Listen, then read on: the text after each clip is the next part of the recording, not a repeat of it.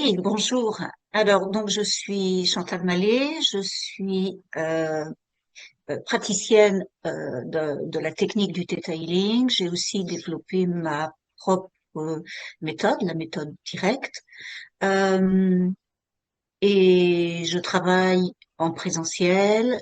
Euh, j'ai un espace à Mareuil-sur-Lay en Vendée, mais je travaille aussi beaucoup à distance, formation et consultation.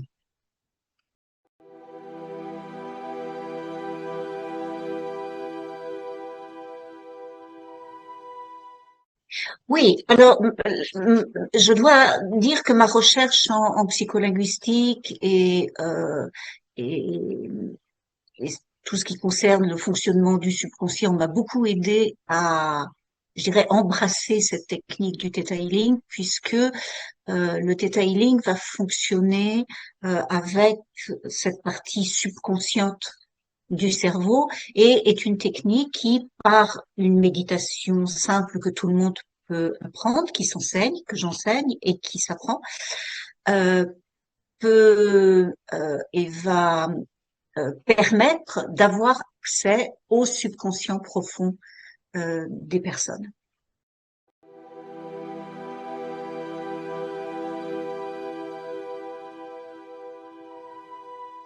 Oui, alors le mieux c'est peut-être de prendre un exemple. Je vais vous donner un exemple qui est un exemple vrai d'une personne qui est venue me voir, mais qui est un exemple que j'entends souvent aussi dans la vie courante et que vous avez peut-être sûrement entendu vous-même, de quelqu'un qui est venu me voir en me disant, je fais beaucoup pour les autres, je suis toujours là quand on a besoin de moi, mais quand j'ai besoin, il n'y a personne qui est là pour moi. Euh, donc ce que l'on découvre quand on travaille avec une personne comme cela et qu'on se connecte entre guillemets à son subconscient. Alors juste une petite aparté, nos subconscients sont toujours en connexion. En fait, on ne s'en rend pas compte, mais il faut juste se souvenir que la partie consciente de j'analyse, je comprends, je raisonne, le raisonnement conscient, etc., ne représente que 5% de la globalité de l'activité de notre cerveau. Donc, ça veut dire que au moins 90%, entre 90 et 95% de nos pensées sont subconscientes. Et donc, cela veut dire aussi que nous essayons de diriger notre vie avec 5% de conscient, quand 95% de subconscient est complètement en autopilote. Euh, donc, pour en revenir à comment on peut résoudre une problématique comme celle-ci, je dirais une première couche va être de se connecter au subconscient de la personne.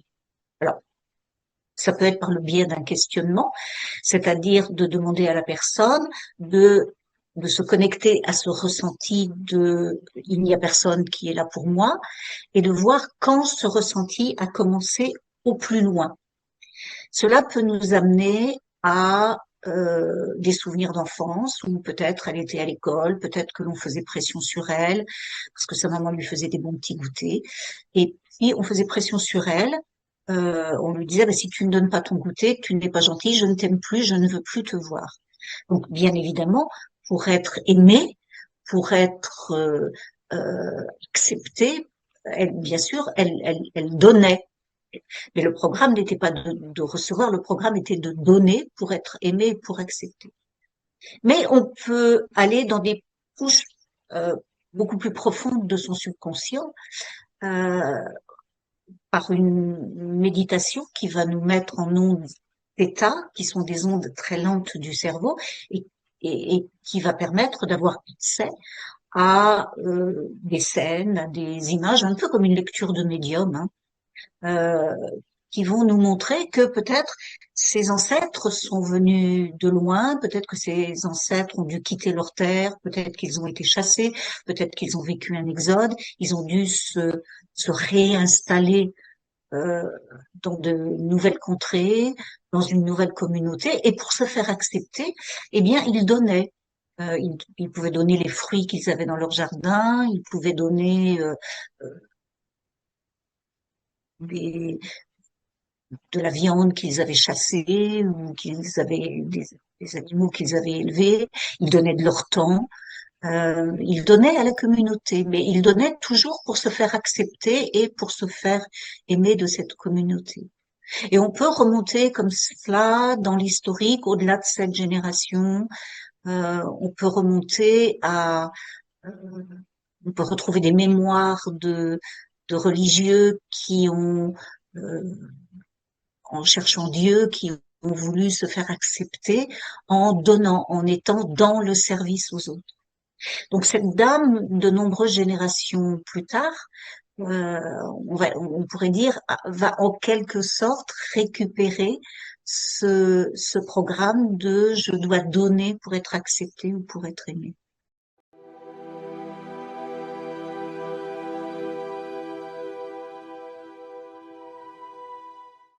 Alors, en Theta Healing, on va toujours chercher pourquoi on vit ça. On considère que on ne vit rien par hasard ou inutilement.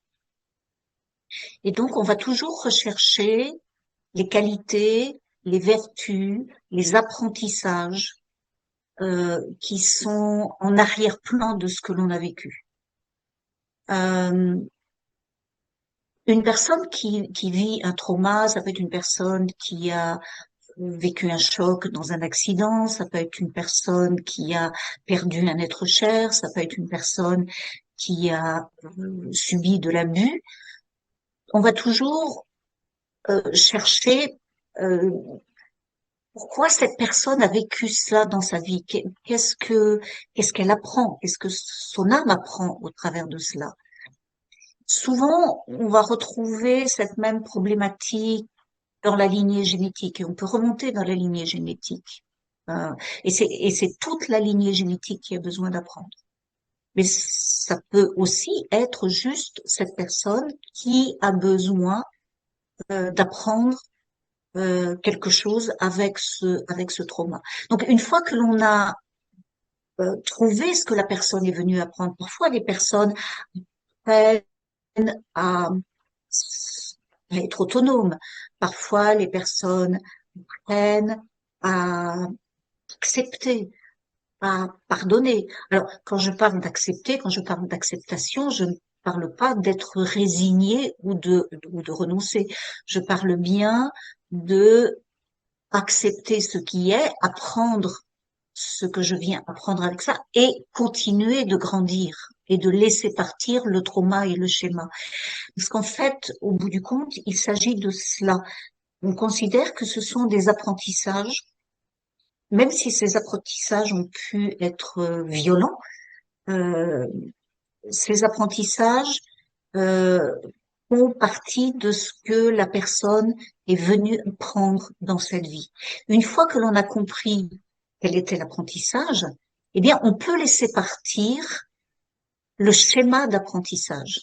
Donc, on peut mettre fin à l'obligation d'être euh, d'être abusé, l'obligation de vivre des traumas pour grandir, pour apprendre, pour retrouver euh, qui on est et ce qu'on est dans, au plus profond de soi, dans sa vie.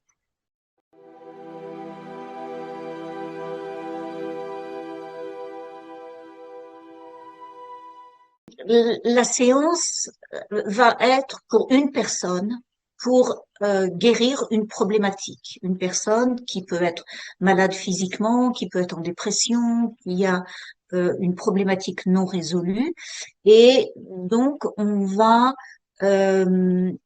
travailler avec cette personne pour résoudre sa problématique et pour qu'elle puisse avancer dans sa vie. Les séminaires de Theta Healing ont pour but d'enseigner la technique, d'enseigner la technique du Theta Healing pour que les personnes puissent l'utiliser pour eux-mêmes ou pour qu'ils puissent l'enseigner à d'autres personnes et devenir euh, praticiens, et puis peut-être instructeurs à leur tour.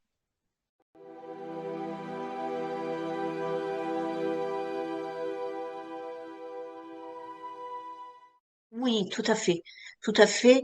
Euh, le- parmi les praticiens de Theta Healing, il y a euh, des personnes qui veulent juste apprendre cette technique-là, mais on va trouver aussi euh, on va trouver des personnes qui font de la sophrologie, on va trouver des personnes qui peuvent faire des techniques énergétiques, qui peuvent être kinés, ostéopathes, médecins. Euh, oui, bien sûr, tout à fait.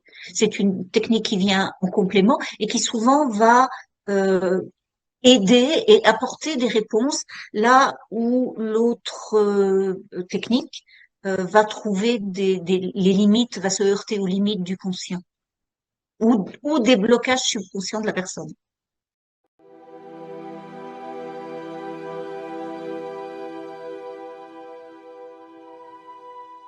Alors, le crystal viewing c'est vraiment une technique que j'aime beaucoup, qui est, bon, qui est un petit peu anecdotique dans la pratique du Theta Healing.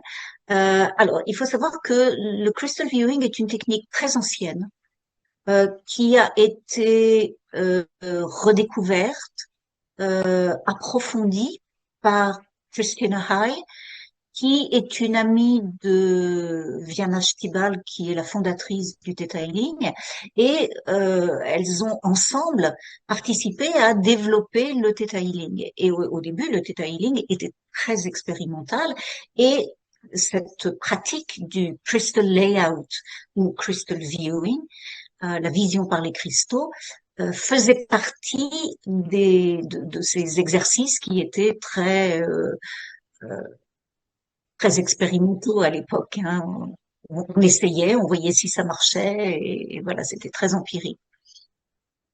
Euh, Ensuite, Christina, quand elle en parle, elle dit, mais moi j'ai préféré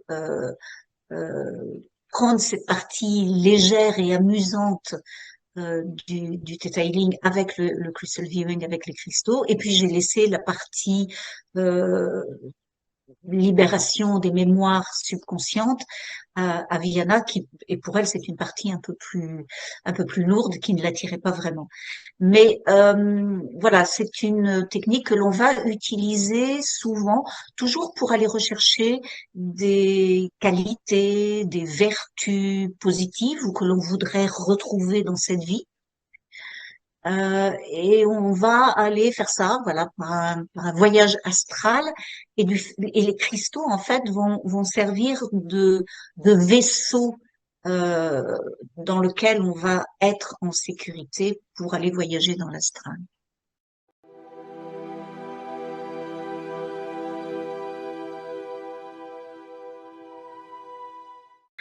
Alors, les cristaux ne vont pas jouer un rôle dans le processus de guérison comme on peut l'attendre, c'est-à-dire on ne va pas utiliser les vertus des cristaux pour euh,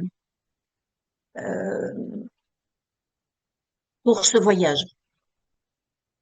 Euh, les cristaux vont être mis à la tête, aux pieds et autour de la personne, et la personne va aussi avoir un cristal au niveau du plexus solaire, au niveau du cœur, un petit cristal au niveau de la gorge pour favoriser la parole, et puis surtout, ça va être le plus important, un cristal rutilé qui va être au niveau du troisième œil. On utilise surtout ce qu'on appelle en anglais des clear crystals, des cristaux clairs, des cristaux de roche, de l'améthyste. On peut utiliser de la citrine, on peut utiliser un petit rubis au niveau de la gorge. Euh, et surtout, le plus important, on va utiliser un cristal rutilé au niveau du troisième œil pour favoriser le voyage.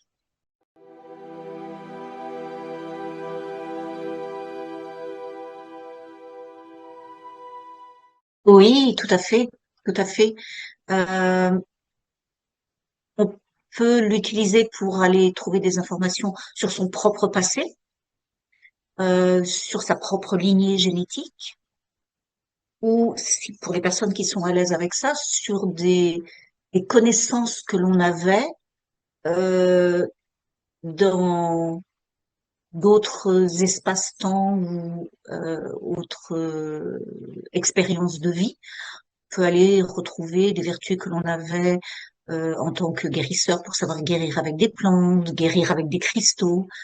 Euh, mais on peut aussi aller voir les pyramides en construction à cette époque-là, puisque en fait le temps n'existe que sur notre planète. Notre planète, la planète Terre, en fait, est régie par de grandes lois. Bon, un peu plus, il y a aussi la loi du magnétisme, mais euh, est essentiellement régie par la loi du temps et la loi de cause à effet. Et donc, en fait, c'est cette loi du temps qui nous donne cette notion de passé, présent et futur. Mais dès que l'on sort de cet espace physique, magnétique de la Terre, il y a plus du tout cette notion de passé, présent, futur. Tout est en même temps, alors peut-être dans des espaces différents ou dans des couches différentes, mais tout est en même temps. Ce qui fait que ce passé que l'on pense être disparu, en fait, on le retrouve, il est là, il est encore là, il est encore inscrit dans des espaces-temps au niveau astral. Euh, et on peut retrouver des mémoires comme cela, on peut retrouver un peu comme des films qui ont été imprimés et qui sont stockés comme cela dans l'astral. Et d'ailleurs, ça me rappelle une émission scientifique que j'avais regardée il y a 2 ou 3 étés de cela, et c'était un physicien qui expliquait que euh, en faisant des recherches sur la matière noire et sur les trous noirs, il s'était aperçu qu'en fait, lorsque un objet tombait dans un trou noir, oui, bien sûr, l'objet était perdu, mais les informations concernant l'objet, donc par exemple, si c'était un portefeuille, sa taille, est-ce qu'il était fait en cuir, est-ce qu'il était fait en matériaux synthétiques, ses dimensions, le nombre de pochettes, le design, etc. Toutes ces informations-là étaient stockées à la surface du trou noir. Donc en fait, toutes ces informations par rapport au passé que l'on pense perdu sont stockées euh, comme des voilà comme dans un ordinateur géant qui stocke les informations. Et on a accès à ces informations, notamment au travers des voyages astraux. Et donc, si le passé n'existe pas, ça veut dire que le futur n'existe pas, et le futur est toujours de toute façon dépendant du présent. Le futur est dépendant de nos pensées présentes, de nos actions présentes. Et le futur est inscrit quelque part en fonction de nos pensées présentes. Si nos pensées changent, le futur changera.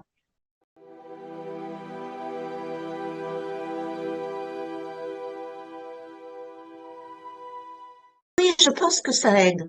Oui, je me suis aperçue que les gens qui font euh, qui veulent apprendre cette technique du crystal viewing, souvent ont cet amour des cristaux, aiment les cristaux, s'intéressent en tout cas aux vertus des cristaux. Et même si dans cette formation, on utilise un nombre limité de cristaux, c'est toujours un petit peu un moment privilégié de choisir ces cristaux, de choisir les cristaux que l'on va mettre sur la personne.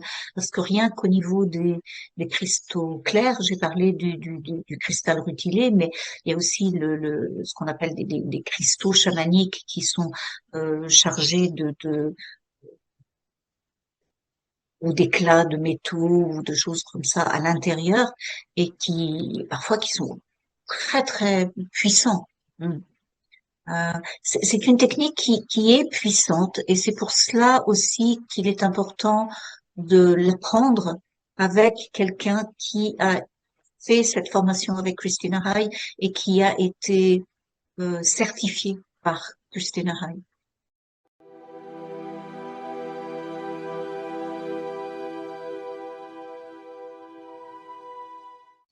Oui, alors la méthode directe est issue de la méthode Sedona. La méthode Sedona, c'est l'histoire de Lester Levinson, un Américain qui, à 42 ans, était arrivé au bout de sa vie après son deuxième infarctus. Mais il avait, puis 10 ans, il avait des migraines chroniques, il avait une hypertrophie du foie, il faisait 2, 3 jaunisses par an, il avait des calculs rénaux, des calculs biliaires. Quand il n'était pas en hypertension, il était en hypo. Enfin, je veux dire, son corps était un immense chantier, on peut dire. Et donc, à l'âge de 42 ans, il a fait son deuxième infarctus, donc auquel il n'aurait jamais dû survivre.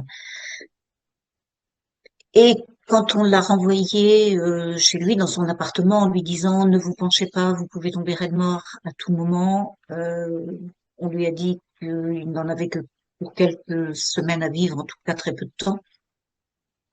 Euh, il s'est posé une question que peu de gens peut-être se seraient posée. Il s'est assis dans son fauteuil après avoir absorbé le premier choc et la peur panique de mourir, où il s'est assis dans son fauteuil, il s'est posé la question, qu'est-ce que j'ai fait pour en arriver là? Lester Levinson était quelqu'un de très intelligent, d'une intelligence hors norme. On pourrait le qualifier maintenant de très haut potentiel.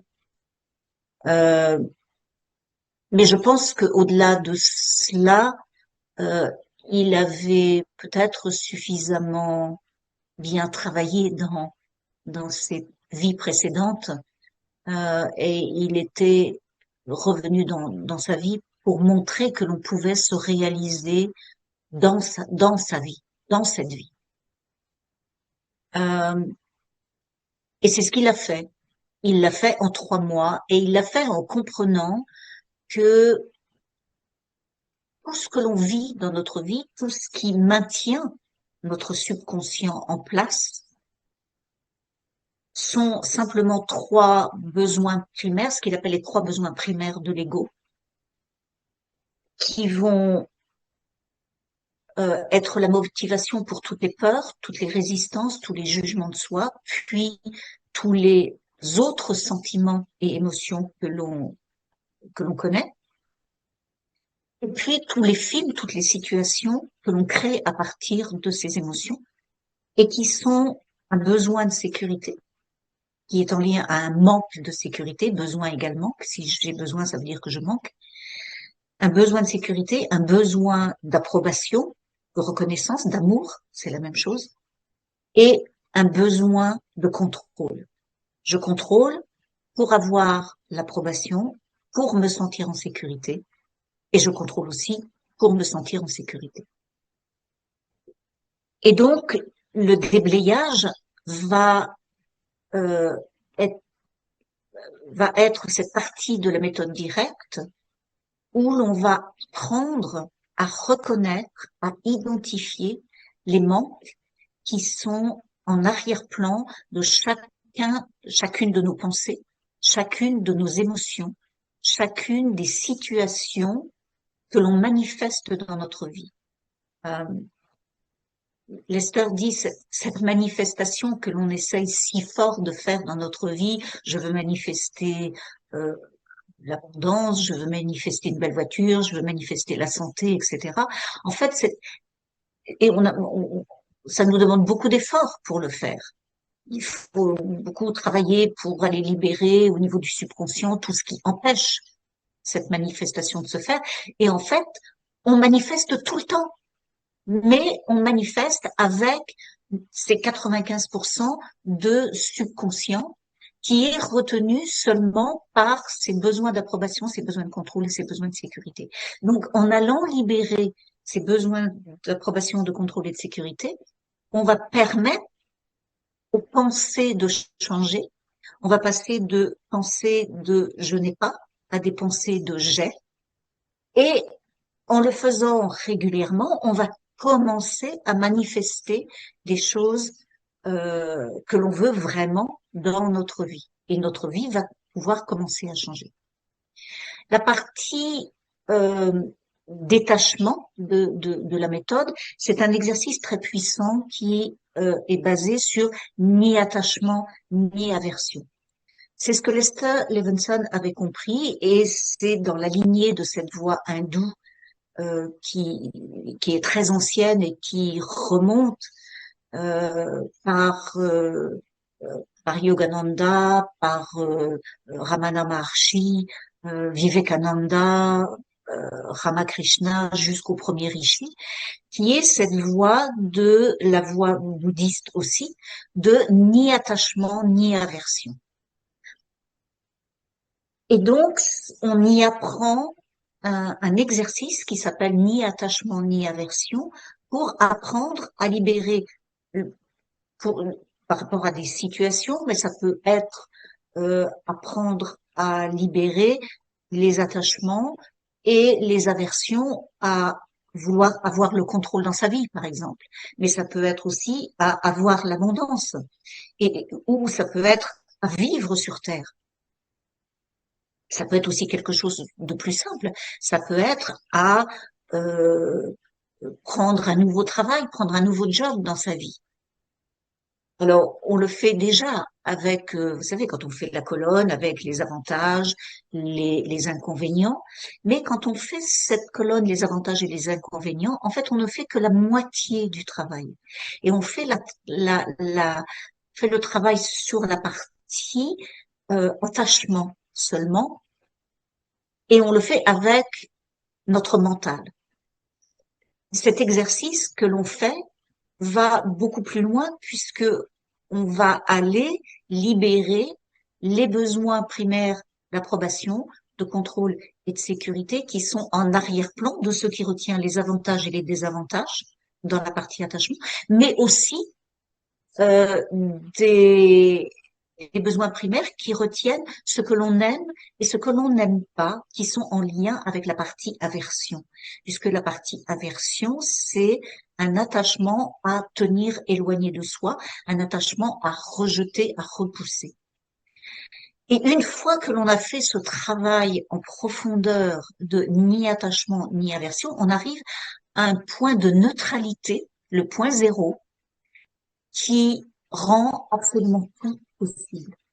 C'est-à-dire que je peux faire le choix de prendre ce travail, je peux faire le choix de vouloir contrôler dans ma vie, mais je le fais sans attachement, je le fais en étant détaché.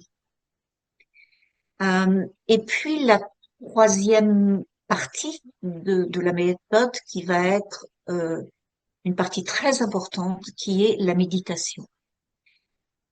La méditation, ça m'a pris du temps avant de m'y mettre parce que je faisais partie de ces gens qui étaient absolument comme une pile électrique dès qu'il s'agissait de méditer. Et je m'ennuyais beaucoup en méditation.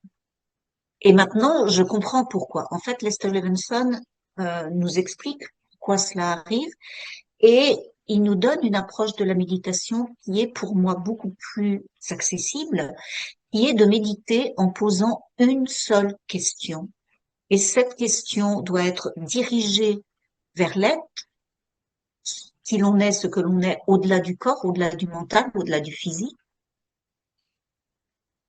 Et cette question doit être maintenue de manière concentrée. Donc en fait, le mental ne va pas se retrouver en panique parce que il est dans ce vide et le mental ne peut pas être vide. C'est impossible puisque le mental est constitué uniquement de pensées conscientes et subconscientes. Donc c'est impossible de vider le mental. Si on veut vider le mental, il faut se délester complètement du mental.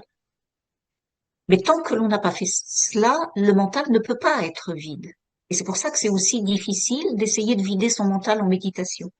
Alors que si on garde une pensée très focalisée sur, par exemple, qu'est-ce que ce monde, euh, qu'est-ce que le corps, que sont les autres, euh, quelle est cette existence sur Terre, qui est le rêveur, qui est le penseur, et puis la question finale qui est que suis-je? Si on maintient ces questions de manière très concentrée, on commence en allant à l'intérieur, en allant à la rencontre de son être à l'intérieur, ou en allant faire l'introspection de son mental, en se retournant sur soi-même et en allant à l'intérieur pour dire, allez, maintenant, je veux voir qu'est-ce qu'il y a dans ce mental, elle est où la réponse? Et on pousse, et on pousse, et on pousse, et en faisant cela, c'est comme si on ouvrait des espaces et on va plus loin et on va plus loin. Et même lorsqu'il y a des images qui viennent, on laisse passer et on continue cette espèce de traversée qui nous emmène immanquablement dans un espace de lumière où on va se sentir nourri. Et là, on sait que l'on est en lien, en contact, en connexion avec notre véritable être. Et c'est absolument merveilleux.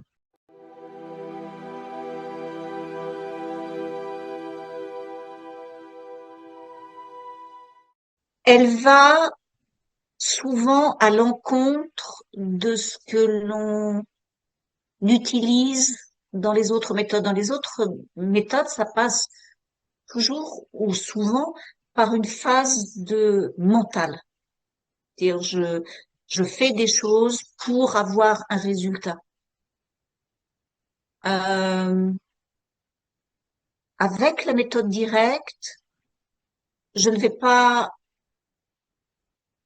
forcément aller soit revivre une situation, je vais toujours travailler à laisser partir l'histoire, laisser partir le film, reprendre ma place d'observateur, d'observatrice, retrouver le rêveur en moi qui vit ce film, qui vit cette histoire, et juste laisser partir, effacer. C'est comme si j'effaçais le mental. Alors, au début, oui, on utilise un peu le mental pour effacer le mental. Mais c'est une technique qui va effacer le mental. Je dirais que peut-être que ce qui s'en rapproche le plus, c'est le Quantum Entrainment de Frank Kinslow, le QE, euh, qui est la guérison quantique, où on va dans un espace de rien et où la partie la plus difficile va être d'arrêter les pensées.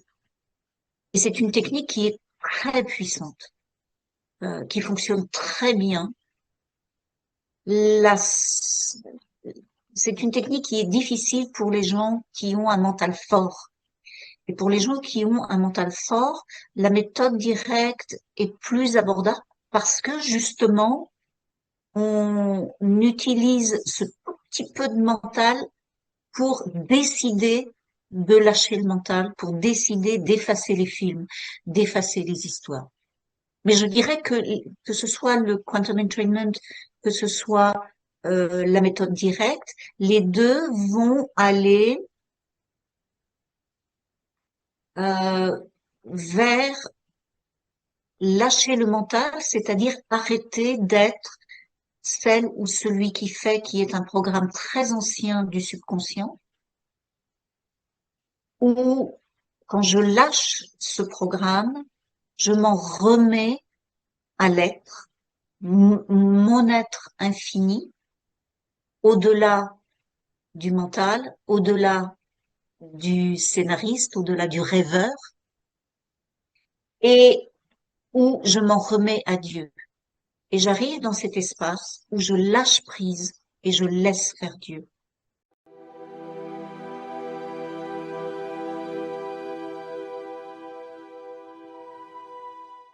Une légèreté immédiate. Parce qu'il y a ce petit travail de kinesthésie qui est important quand on libère. C'est-à-dire quand je décide, euh, par exemple, si je lâche mon besoin d'approbation, je décide, je lâche mon besoin d'approbation, je le lâche, je le lâche, et je me remplis. Et je me remplis de cette approbation qui est déjà là à l'intérieur de moi. Ça veut dire que je fais de la place pour l'être infini que je suis et je le laisse s'expanser. Et là, ça a un espèce d'effet airbag. Et là, je vais ressentir une puissance à l'intérieur de moi qui, qui prend sa place. Je la dirige à l'avant de mon corps pour que ça circule dans ma vie. Et là, je vais me réaligner et je vais permettre à l'être infini que je suis de, je dirais presque de s'asseoir dans, dans mon corps. Et cela, ça va me donner tout de suite le sentiment de je suis maître de ma vie. Je reprends le pouvoir sur ma vie. Et ça, c'est un sentiment important. Le fait de décider de laisser partir le film va déjà permettre, lorsque l'exercice est terminé, et l'exercice est très court, de se dire, ah oui, non, il n'y a plus de film. Non, non, il n'y a plus d'émotion, il n'y a plus d'impact émotionnel. Ça, c'est la première chose. Il n'y a plus d'emprise. Et oui, je sens que oui, cette approbation que je recherchais tant, je l'ai, elle est là.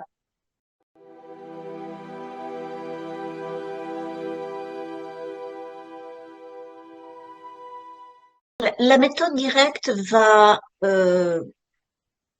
s'adapter à chaque personne. Elle est parfois au début un peu déroutante parce que on demande aux gens de laisser partir des manques d'approbation, des manques de contrôle, des manques de sécurité qui retiennent des émotions, des émotions de ne pas être reconnu dans sa vie, des émotions euh, quoi que je fasse, j'ai l'impression que tout m'échappe, il y a toujours quelque chose de moche qui arrive dans ma vie. Ça peut être déroutant au début parce que c'est comme si ça vidait le mental. Et les personnes peuvent avoir un temps d'adaptation à cela. Mais une fois que les personnes comprennent que oui, tiens, il y a la situation qui change autour. Une fois que les gens ont compris que, ah oui, j'ai moins souvent des personnes qui viennent me demander des choses et puis qui me donnent rien en retour. Tiens, les gens celui-là qui ne me disait jamais merci, eh ben maintenant il commence à me dire merci. Et puis j'attends moins de l'extérieur puisque j'ai compris que je ne devais pas attendre du monde, attendre des autres, attendre de l'extérieur, mais que je devais euh, aller le chercher à l'intérieur et le laisser s'expanser. Et, hum, et une fois que les gens commencent à avoir des petits résultats, c'est extraordinaire parce qu'en fait, ils s'approprient cette méthode directe et ils l'utilisent eux-mêmes dans leur vie. Et ça, c'est extraordinaire parce que ils deviennent à ce moment-là leur propre thérapeute.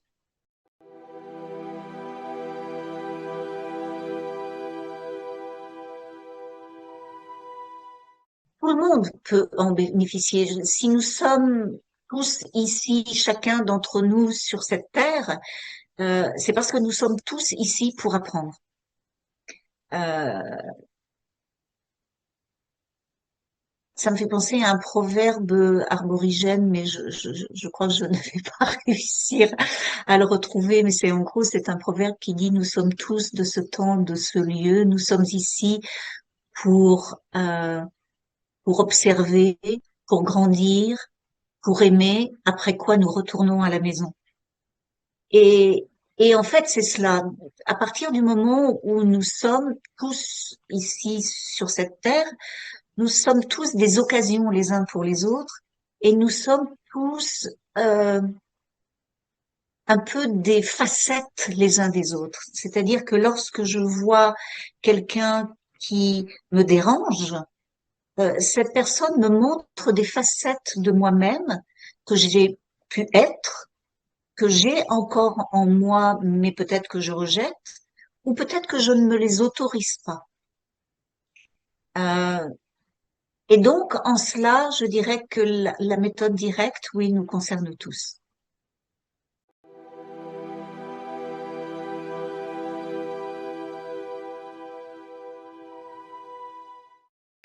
Pour les deux, souvent, c'est une légèreté. Parfois, il m'arrive d'utiliser, euh, il m'arrive d'utiliser la technique du Theta Healing pour faire une session. Et il m'arrive d'utiliser la méthode après ma session de Theta Healing. Parce que le Theta Healing est un peu comme un acte chirurgical euh, dans le subconscient. J'ai une problématique, je veux voir d'où ça vient, pouvoir libérer le schéma d'apprentissage, peut-être libérer au passage quelques vœux, quelques contrats, voilà. Peut-être que le schéma peut être retenu par des vœux de pauvreté, par des vœux de célibat, par des vœux de chasteté, par des vœux d'obéissance, par des vœux de souffrance, par des vœux de sacrifice. Ok. Donc, je vais aller voir cette mémoire qui est à l'origine ou la série de mémoires qui en sont à l'origine. Je vais libérer ça depuis le point d'origine. Je vais libérer toutes les situations, les films. Je vais libérer toutes les personnes sur les lignées génétiques, les mémoires historiques, libérer au niveau de l'âme, libérer les contrats, les obligations, etc. Mais je me suis aperçue que parfois, alors le premier bénéfice tout de suite, c'est que la personne dit c'est comme si un poids était énorme, était parti. Et là, la personne apprend que elle a le droit d'exister, qu'elle a le droit d'être elle-même, qu'elle a le droit de briller, etc., etc., etc. Mais quelquefois, euh, le programme met du temps avant de partir parce que il peut y avoir autre chose en lien euh, qui ne faisait pas partie de ce film, de cette série de films ou de mémoires que l'on est allé voir, et qui va faire que ça va revenir parce que c'est bloqué ailleurs dans un autre espace du subconscient.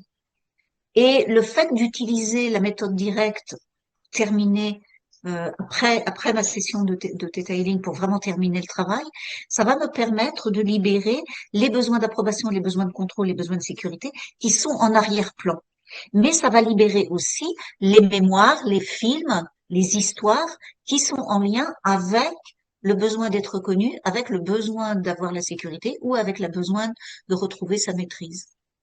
Et donc, ça me permet d'avoir un nettoyage complet d'une problématique.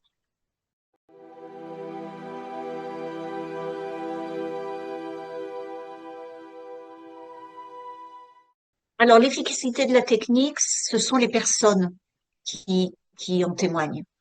Je dirais que en Theta Healing, à 98%, c'est un succès. Alors, quelquefois, on peut avoir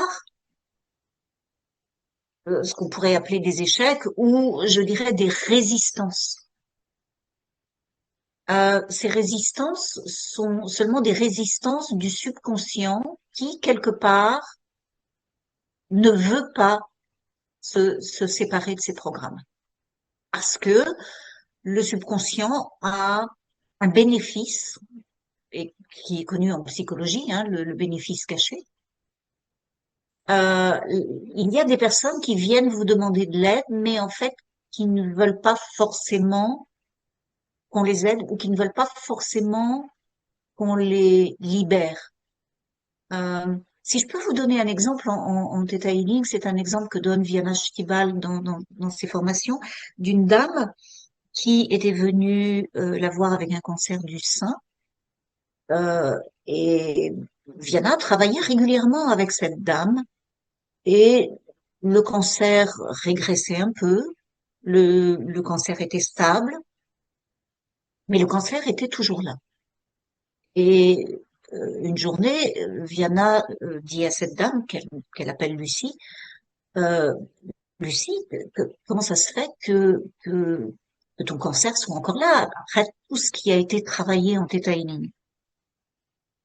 Et Lucie lui dit, ah, mais je ne veux pas guérir, je ne veux pas que mon cancer guérisse, Elle lui dit, mon cancer, c'est ma punition pour mon mari qui m'a trompée avec ma meilleure amie.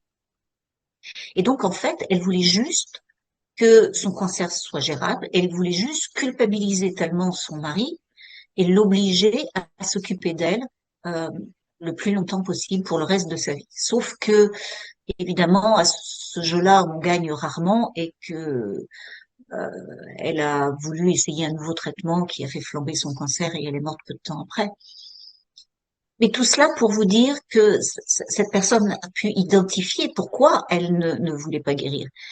Euh, mais parfois, les personnes n'arrivent pas à le savoir, ou n'arrivent pas, c'est tellement ancré profondément, et ça a été recouvert tellement de couches et par un espèce de blindage que c'est très difficile. Alors peut-être que pour cette personne et pour d'autres personnes, ça n'est pas de cette vie-ci. L'expérience va être vécue, je dirais, jusqu'au bout de la vie de cette personne, où que soit le bout. Euh, c'est ce qui peut empêcher euh, qu'une guérison se fasse. Que ce soit avec le Theta Healing ou que ce soit avec la méthode directe. Si la personne, vraiment au fond d'elle-même, n'a pas vraiment envie de changer ou n'a pas vraiment envie de guérir, au final, c'est ce que l'on dit avec la méthode directe, c'est une décision, c'est ce que disait Lester Levinson, c'est une décision. Mm. Et c'est la personne qui décide.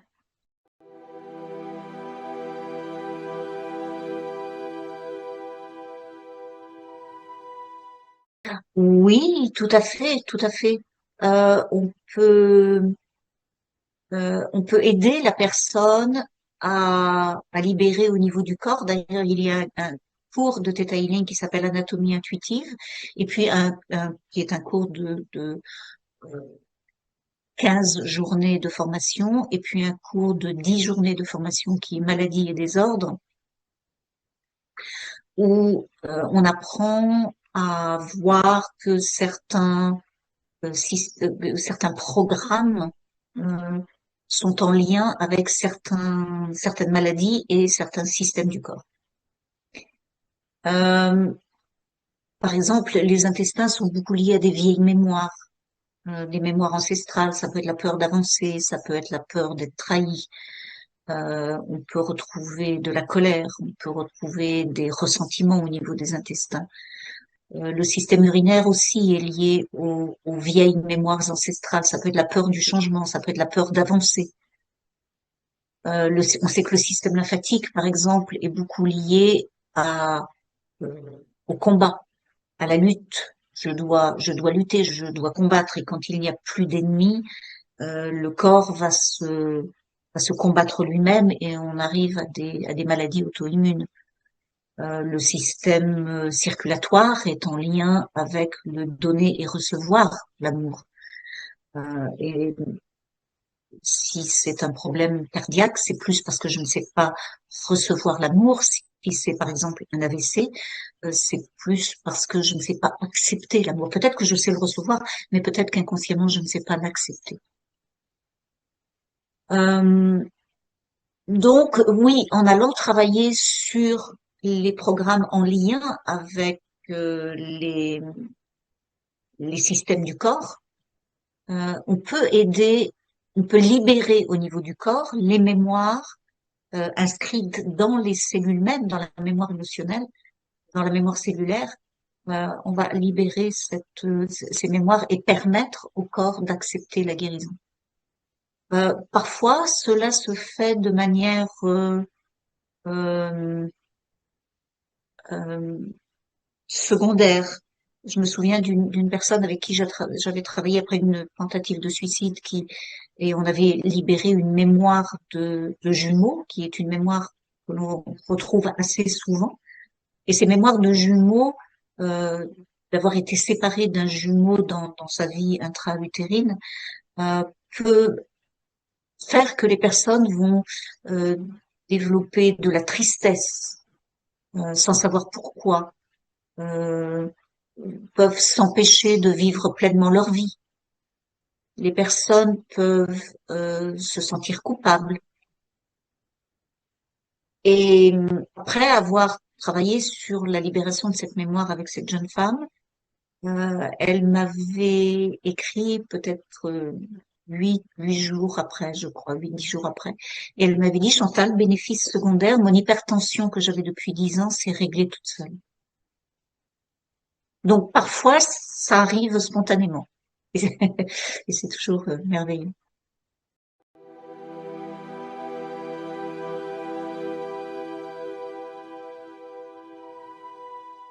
Alors, j'allais dire, il n'y a pas vraiment de qualité requise, mais si, je dirais que ce qui va faire que vous allez être un bon praticien, et Viana Stibal le dit toujours, ça va être la gentillesse. Pourquoi est-ce que vous voulez devenir praticien de Theta Healing? Et c'est une chose merveilleuse parce que vous pouvez vous aider, c'est un peu, je veux dire, comme faire de la magie, quoi. Hein. Là, je me connecte, je demande au créateur de tout ce qui est, à mon être infini en moi, au je infini en moi, de, de libérer quelque chose, de faire un nettoyage au niveau du subconscient de la personne, du corps, et de le remplacer par de l'amour, par de la lumière, par des programmes positifs. Et ça se fait. C'est extraordinaire. À chaque fois, je suis absolument émerveillée. Faites-le pour cet émerveillement-là.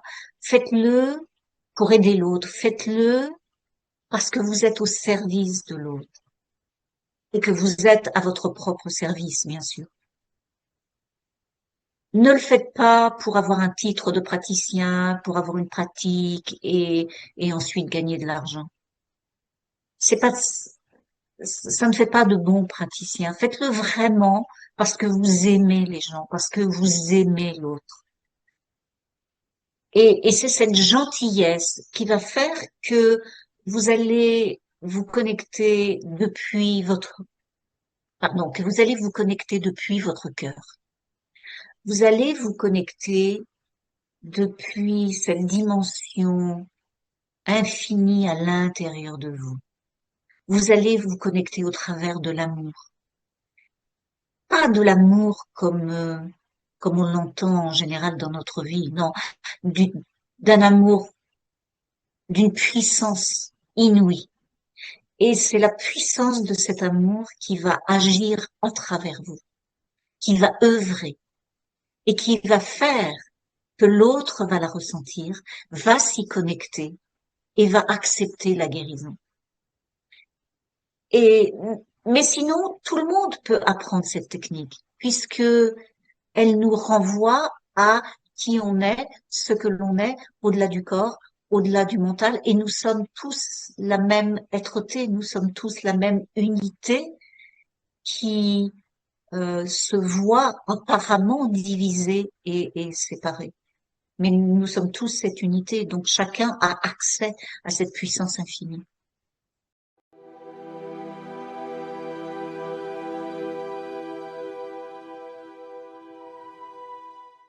Elles viennent, elles viennent toujours à moi, j'imagine, comme elles viennent vers chacun des instructeurs. Euh, je pense qu'elles viennent aussi, elles sont attirées par l'énergie peut-être que chaque instructeur va dégager ou de ce qui émane de chaque instructeur. Et, mais en général, ce sont les personnes qui viennent à nous. Oui, je peux, lorsque je vois qu'une personne est intéressée, je peux lui dire, bah, écoutez, c'est une technique qui peut s'apprendre si ça vous intéresse de l'apprendre. Euh, mais en général, ce sont les gens qui viennent à nous et souvent via le site officiel de Theta Healing qui est www.thetahealing en un seul mot.com.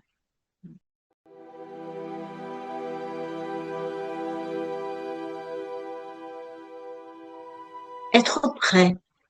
Être prêt veut dire euh, je n'ai pas d'obstacle. Parfois, j'entends de plus en plus que des personnes s'inscrivent à des cours et puis les annulent au dernier moment ou ont demandé beaucoup de facilité de paiement. Je dirais, si les conditions ne sont pas réunies, ne forcez rien. Si, si ça n'est pas le moment pour vous, ne forcez pas, accepter. L'acceptation, c'est ça aussi. C'est j'accepte que peut-être ça n'est pas le moment pour moi. Si toutes les conditions ne sont pas réunies, si ça n'est pas ce que Viana appelle mon divine timing, mon timing divin, mon plan divin, euh, je vais ramer à contre-courant, je ne vais pas l'utiliser bien. Euh, Trop de gens veulent aller vers cette technique, l'apprennent et puis ensuite n'en font rien. Quel dommage. Et souvent, c'est parce que les gens veulent forcer et ne pas attendre d'être prêts ou que les conditions soient prêtes.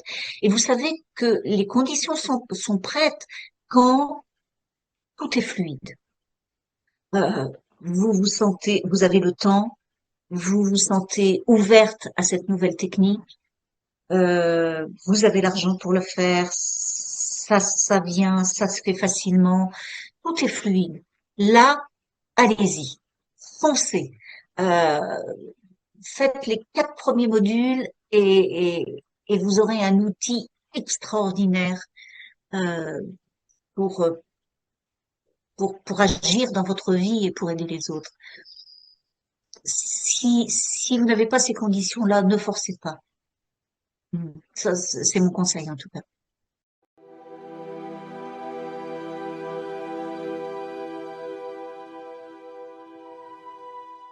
Oui, je suis visible sur mon site internet, euh, tout droit vers soi.com avec un petit tiret entre chaque mot, tiré du 6. Je suis sur les réseaux sociaux, je suis euh, sur YouTube euh, et sur Conscience Média. Euh, et, et puis, je suis principalement joignable par téléphone. Vous pouvez m'envoyer aussi par mail. Euh, chantal.tdvs@gmail.com. Et je réponds principalement, voilà, par mail, par téléphone et via mon site internet.